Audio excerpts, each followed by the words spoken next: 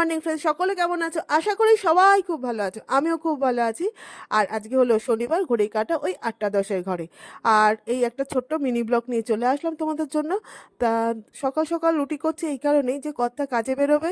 তাই ভাবলাম যে কি দেবো, বিস্কুট খেয়ে কাজে বেরোতে খিদে পেয়ে যাবে। তাই ভাবলাম একটু গরম রুটি করে দিই, আটা যেহেতু মাখাই ছিল ঘরে। তা গরম রুটিটা যথারীতি যা ভাবা তাই কাজ। রুটিটা বেলে নিয়ে ভালো করে রুটিটা ভেজে তাকে দিলাম চায়ের সাথে। তারপর তো যেটুকু আর একটু আটা ছিল সেটুকু ভাবলাম এটুকু ভেজেই রাখি, তাহলে আমারও টিফিনটা হয়ে যাবে। কিন্তু কথা হলো একটাই, যে ছেলে কিন্তু রুটি খাবে না।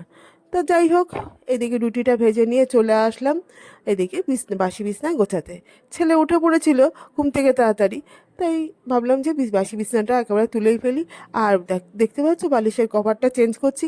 অনেক দিন বালিশের কভারগুলো কাচা হয়নি, তাই ভাবলাম বালিশের কভারগুলোও চেঞ্জ করে নিই। তারপর বালিশের বিছনার চাদরটাও চেঞ্জ করলাম। তা চেঞ্জ করে বিছানাটা ঝেড়ে ঝুড়ে নিয়ে চলে আসলাম এদিকে চাল মাপতে।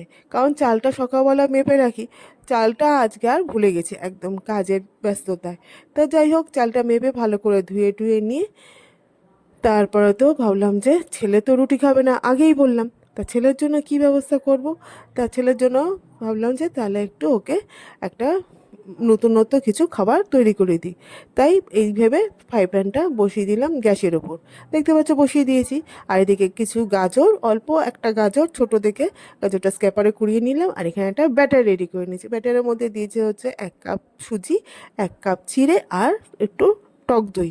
ওই 1 কাপের থেকে একটু কম টক দই দিয়ে একটা ব্যাটার গুলে নিয়ে নুন মিষ্টি দিয়ে তার মধ্যে গাজরটা ধনেপাতা কুচি দিয়ে একটা ব্যাটার রেডি করে তারপর তো ফ্রাই প্যানটা তো এদিকে গরম হয়েই গেছিলো। তারপরে দিয়ে দিলাম ব্যাটারটা ফ্রাই প্যানের ওপরে, দিয়ে একটু রুটির মতো করে ভেজে নিয়ে ছেলেকে দিয়ে দিলাম। এইটা আবার একটু অসুবিধা হচ্ছে এটাই যে একটু ধিমে আছে ভালো করে ভাজতে হবে, কড়া হয়ে না ভাজলে এটা ফ্রাই প্যান থেকে উঠবে না। যাই হোক, প্রথম প্রথম আমারও উঠছিল না, এই হচ্ছে ব্যাপার। তারপরে তো এইদিকে কর্তা কাজে বেরিয়ে তারপর তো ফোন করলো যে আমি চিকেনটা কিনে রেখে গেছি দোকানে, ছেলেকে পাঠিয়ে দিয়ে চিকেনটা নিয়ে নিও। তা যাই হোক, এদিকে করলাম আলু ভাজা। এইদিকে দেখো ছেলে চিকেনটা নিয়ে এসছে দোকান থেকে।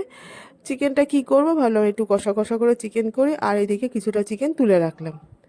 তো যাই হোক, এই হয়ে গেল আজকের মতো। তারপর স্নান টান সেরে ছেলেকে খেতে দিয়ে দিলাম, আর এদিকে আমিও লাঞ্চ নিয়ে বসে গেলাম। আর এদিকে ডাল, আর এদিকে দেখো আগের দিনে মোচা করেছিলাম সেই মোচা, আর এই যে কষা মাংস। তো যাই হোক, চলো দিনটা আজকে এইভাবেই কাটলো। আজ তাহলে আসি, টাটা। সকলে খুব ভালো থেকো, সুস্থ থেকো, আবার পরে দেখা হবে।